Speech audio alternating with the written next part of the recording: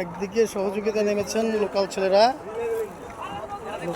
সহযোগিতা নেমেছেন, আর সঙ্গে পুলিশ প্রশাসন, ওরাও খুব সহযোগিতা করছেন। পাশে আমাদের ফায়ার সার্ভিস, রাজ্যের গর্বের ফায়ার সার্ভিস, ওনারও সমস্ত তাদের ইনস্ট্রুমেন্ট নিয়ে তারা নামছেন।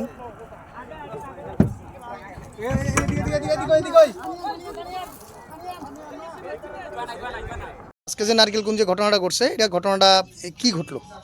অ্যাকচুয়ালি এটা এই 12:30টার দিকে একটা খবর পাইছি যে এরকম নারিকেলকুঞ্জে একটা এরকম ইনসিডেন্ট হয়েছে, জলে একজন ডুবছে।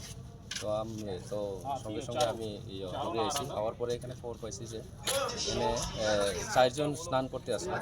তারা কোথাকার? 2জন মেয়ে এবং 2জন ছেলে আর স্নান করতে আসলো, এবং একজন আর একটু সাঁতার পারে, একটু সাঁতার দিতে গিয়ে আর উঠতে পারছে না।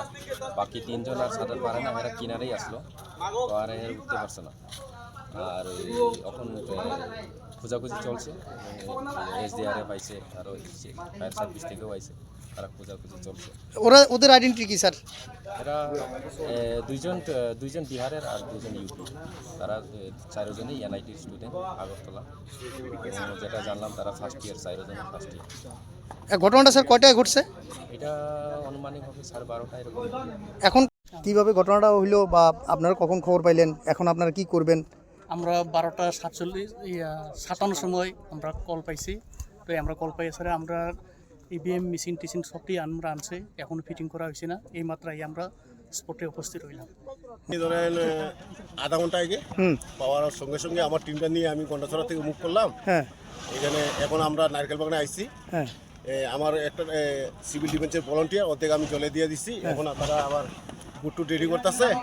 আর SDRF এর টিম আইতেছে আমার 3rd ব্যাটালিয়ন থেকে।